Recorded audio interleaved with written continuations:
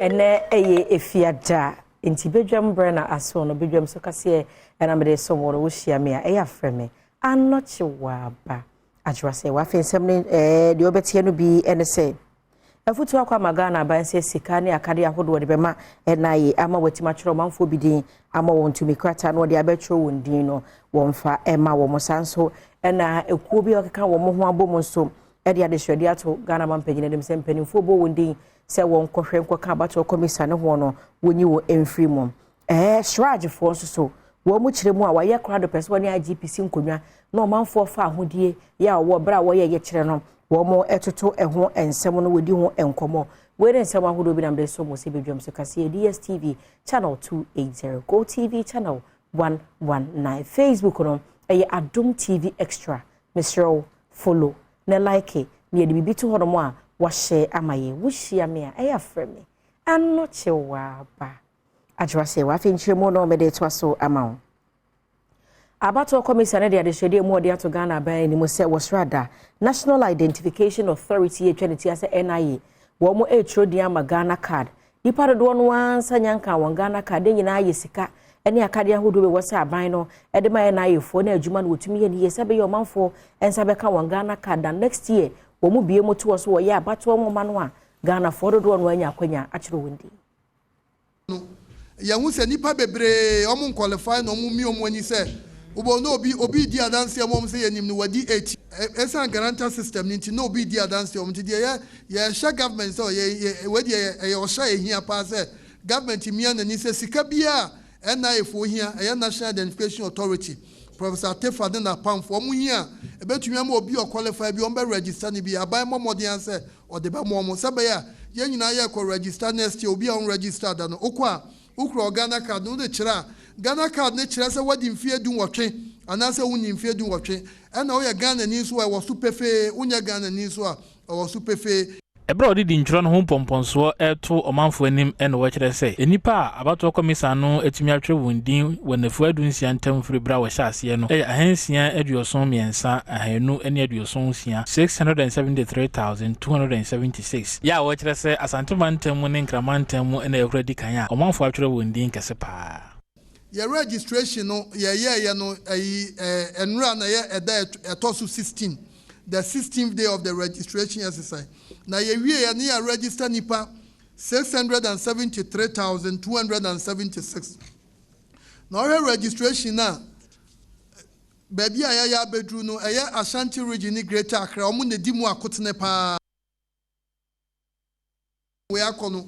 ye hu se nipa bebre Yenfri abato commission nse mo ne yankonsem fufuro emu eku ahodo bia wo mo akeka wo mo ho ewobom ewo mai mo CDD ka ho Star Ghana Foundation ka ho afa Coalition of Domestic Election Observers kodeo wo mo aye dwumadi shronko ena ode ade hwede to Ghana mampanyine nim se march bosumi ni mo no mampanyine bo mpanimfo bi din se wonko ka abato commission ku no ho na sankrofo emre bia besen ko ayi wo mo anim ya manyonsem wo mayi mo ya so ka abato commission ho afimpiri ni edoni na abato no pepepeye ena afei kabimemenka bi ya o my Ghana yekramo no anhwe benam so emwatoto nase. Since 1992 started Omambo, we've not had that type of appointment before. Kofo na ya appointee omo no Nkomombe resign. Na utie even Mr. Badwam ni obi ehun say sa kwan na yebese yafaso no de ye bie sa do na yebese Electoral Commission. Coalition of Domestic Election Observers HSN ni animu ya Dr. Peter Piahin eni Hajia Salima Ahmed Tijani woni wo mu frabato commission nimu sentia wakasa eni se Dr. Piahin Ahmed Tijani Ghana mampani na anadango kufuado ene yi wo mu se won kwaka abato commission abedwoku eho nanso ogidi sese nipa mienu yi wo mu ka NPP amanyoko no ho a enya de beboa ma mai kabamaka bia mu akoso ewo abato emu nsembia ya ka twemu afi na wo mani aba ho omo so mo ka ho asem say electoral. The police should appreciate, even if it's not part of their courses, train your police to know. Since 1992 enya de beboa ma mai kabamaka bia mu akoso ewo abato emu nsɛm bi a yɛka atwa mu afei na wɔn ani aba ho ɔmo nso ɔmo ka ho asɛm sɛ electoral commission ɔde asobrakyɛ ɛne mintio bia na ɛyɛ adwuma na ɛyɛ dangerous for our democracy na meka akosi sɛ ɛnɛ wɔn complain sɛ President Akufo-Addo a appointe MPP ni akɔ office emra a yɛhyɛ aseɛ sɛ yɛka na ne yɛfrɛ wɔn so ɔmo fɔ ɔmo ano ntum civil society nka bi moral society nka bi religious society nka bi na ɔmo nyina ɔmo ayɛ din ɛnɛ afei ɔmo ho sɛ Yemfi Womon Seminimona, Yenko Commission on Human Rights and Administrative Justice, the Chantias Strageno, Womo Akachi, Namumpeni for the Samatuja. 1 7 say a brass and say when you about to Commissar Dr. George, a Kufudam Pare, Etna say Neja, Womudinkita, when you na or man for far, Hudi, Wabra, Wonum, a chess and say, Waya ya chena sa posi for until man for nefa Hudia sia. Eka ho bi na ma wode won sa ekeka wo mo no. Joseph without and our yet Shraj penny some more this journey. Police should appreciate, even if it's not part of their courses, train your police to know how to engage with protesters. It's important. Because there will always be protests. There will always be demonstrators. So let your people appreciate how they can handle them. 2, the critical ministries of Interior, Defense, and National Security should appreciate that Ghana is living Ghana is not Ghana. Ghana lives in an international community. And Ghana has ratified so many conventions on human rights. The international community are looking at us. So if we pour police onto the streets, beating protesters and others, we're sending an unfortunate signal to the international community. And I don't think that is what we want to do. You saw how, unfortunately, some of the international media were beaten up, and the image is sent across the world. That is why we, as a commission, we are the commission of the country in charge of human rights,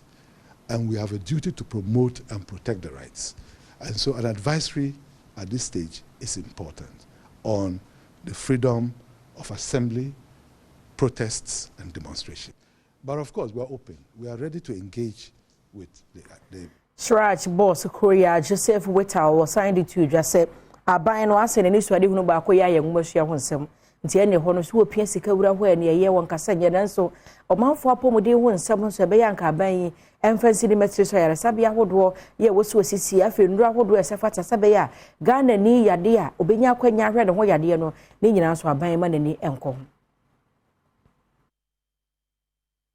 on Human Rights and Administrative Justice, Edi Wamu Finchia Eduasa, the Senti, Wamun Nantefa Montania, or Debo Apomide Ho de Ramo Manfonso Atibi, in Fear Diaseni, a washer Honfano, Asenti Daso, a promoting and protecting human rights and ensuring transparency and accountability in public service delivery. Joseph Vital and a pen in power that Shraj and no, on in some 12 Chim Como, a would you mediana say, HRS, or was by Eman and Nico, or Manfo Apomide. Government to appreciate that the people pay taxes. You can concentrate on investments in so many things, but make sure health of the people is important. As we have prioritized education, we should also prioritize health, for they are very critical. An educated person who is sick, who is not healthy, how useful is that person for national development? So it's important that we send that signal out.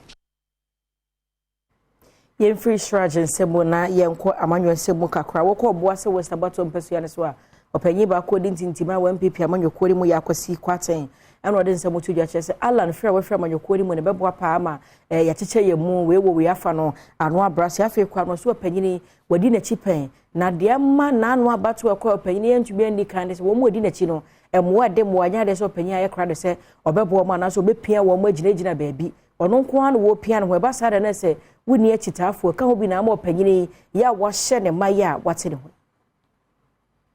Vice President. Now, so I didn't show the president. Yeah, oh, yes, you want. Oh, yes, you want. When I'm catching all, oh, yes, you want. Or Bossy say, make one catch yourself, she had 2 of us in Sia or the funny now. Yeah, not me catch yourself, a police station elections, yeah. Brono na wote so e wo se MPP fo na titi fie mere wan nkokora ni nyina no e so de pie beto aba e de ma wo mo kwa fie di 20 cities ko to aba ma me di 20 cities na wo ni bia wo de kom man kofo ala ntumi amwa ni nkofo no na ti ho no mutumi yo de ko se du so ya mfa ma wo di wa firi ne nyina mu no owura aboaje abo National Democratic Congress amanyukuo no kokose mema wono madwene nye won se alanchemantin afri MPP amanyukuo ni mu no eye mfasodie ema na MPP fo so mo hye mo sapo mo so na mo ma mo nye na wo hauna na e wo ye party no etwa e wo enra 25th September 2023 wa bra ala resign enama sa how no etweka se shey unity munyina me akamo Vice President na onu so wadwene so obe Yemfra manyon se mo ne nkonsem foforo mu ACP Dr. Herbert Gustav Youngson Deputy Commander Emma Ghana Police Academy no wode adeswede ato eku ahodo ne ankwankwanim se wosre abefo ntente video so kro no bo cyber crime ye koso na se Ghana for do na adwere ye won se bamba adwuma ye fo nko na wosu otu ho adamo eka ho bi na ama ne ko ne nkwa ni munti wosre obi anya na famu de hu so wei wo ye fraud onanam ebu o manfo wo abefo ntente video kwaso a bo aposifo na adwuma no enyemre cyber crime ya de bi a se ye ma ye ni ko ho pa because se ya ma ye ni anko ho a ne ebesi ne se ni aban pese adwene papa aban ne pese odeba na ohwe ya meka sika aban etimi enya out of digitalization na if 1.2 million say I do almost about $450 million Ghana cedis from 1.2 internet say eboa oman no na mom ade a ebetimi esi ekwan kese eye cybercrime nti ebaaye no yesi yentimi mfanto police nko aso yentimi mfanto aban nko aso nti yenyina civil society asori obi an educating nkofo enwachi Isaac Hammond ya wono ye president ema 1995 year group enso kire mu de ntia sa desuen wode si ho edema cybercrime no abeye bebibi ewo ho a nkofo bebre di bokron no ewo ye society ewo ye country ni mo enti e fa se ye beka ho asem na ya kire amanfo ana amanfo ho aba omo ho so se cybercrime eye adia ewo ho a uwo ho na unnima uti hwa na obi afrel ana uti hwa na wenya message u ko respond na wa responding here na eja ya bo kron no efi horo mo na ye nkonsem fufuro emu a eye siapon ba ko ye wo ma Ghana Communication Technology University wo mo de enhyehyɛ fufuro agu akwa mu apa hontoma wo ye basic law and strategic plan ye bebo ama sukuu no akyerɛkyerɛfo adwumayɛfo ne adesuafo nyina hu kwa befa so tutu anamo na sembra ne nhyehyɛ wo hɔ no mo no ubusu a saa mbra koro no ano ene wadi Ghana Communication Technology University ano Professor Imano Hinafo akwa ekyerɛsɛ sukuu no asodie sɛ wɔbɛyɛ wadwuma oparepare mu ye kyinye bie ne ho a ontirimpo ɛyɛ baako esenti wapa GCTU basic law and strategic plan ho entoma dwumedi na se na Professor Afo akwa editu dwa se bɛyi asa emere yi wobetimi edi dwumenti obehia sɛ adesuafo ne akyerɛkyerɛfo ne mpadimfo a ɛde sukuu ya no nyina ɛbɛka bomu bibia a woyɛ no wode wadwe na ɛyɛ sɛ obi edu sɛ o ma no promotion wobɛhwɛ nipa nanim sɛ obi wɔ hɔ a yɛmfata no nso ɛnam sɛ bi a ɔyɛ wadamfo nti na wode ama no obi so hɔ a yɛfata no nso ɔmpɛ no asɛm nti biribi a ɔyɛ ana biribi a biribi nti na yɛ sɛ ɔmfa ma no nti no saa mmara yi wɔ hɔ a wontumi ɛmfa wadwen anaasɛ wo emotions ɛnyɛ adwuma ma no nyɛ yi ɛsɛ wohwɛ mmara no so na de mmara no ɛde gugu akwan mu no wodi mmara no so pɛpɛɛpɛ na obiara nso hu sukuufoɔ adwumafoɔ ne management ne council ne nyinaa obiara hu deɛ wɔ mmara no na wode di obi a wɔho sɛ mmara kwan so na wode nipa ne fa anaasɛ deɛ wode yɛ no ɛnyɛ mmara kwan so na yɛ nyinaa atumi afa mmara no so ama asomdwe ne pɛpɛɛpɛyɛ aba sukuupɔn no na obiara atumi ayɛ yɛnkɔ apa istimantem no emu Busa South Marshall bedwane yɛ Clement Park na nano ado de betu dwa sɛ Ghana Scholarship Secretariat no akwada wa be pa na nso efie nye so obenya sa scholarship bi no gye se wotua bribe free 80 to 100,000 na se enka sika 800 million ekopem 1 billion na obusa said that wo 1 billion da wa ega ba akopɛ eye scholarship ana na wabran se bi beto odwa na mpanimfo ya wo mo edi Ghana scholarship secretariat no mo panyini ba be yi ano kyese sansem no nokure bi ani na wate Kingsley or the scholarship for money krobu for na wate Kingsley or the scholarship money party for PMP dinti or the sikano akoye investment na wate Kingsley ejejin krofo esika ansa wa momo scholarship eja amaya juma you take the lows with the highs the person ya sure Ghana ni bia ne say ye ba ya ye share ye juma si ba bia na ye wo eni ba bia ya bedui ni nyini se pese egu ye ho ani ma ase a saa kwan we ne be pese ye be fa so aye den egu ye ho ani ma ase ye tete ye nya a lot of reports ye nya kwanya achi bebre a wokọ cantonment police station wokọ waik police station wokọ ministry police station wokọ CID headquarters a lot of complaints na ya na de esie ni say ye do ba bia se o man no ye adwin fi ade so se wo hia bibia free aban aso ye na wunnim obi a enye yie no saa de no edi edem if say ye de ruba ya bo nyina over the past say ye mfa nipa bia say ondi obi anim ana won bo obi na won fa na se me den emedan ye nya sa instance be brama ene fake accounts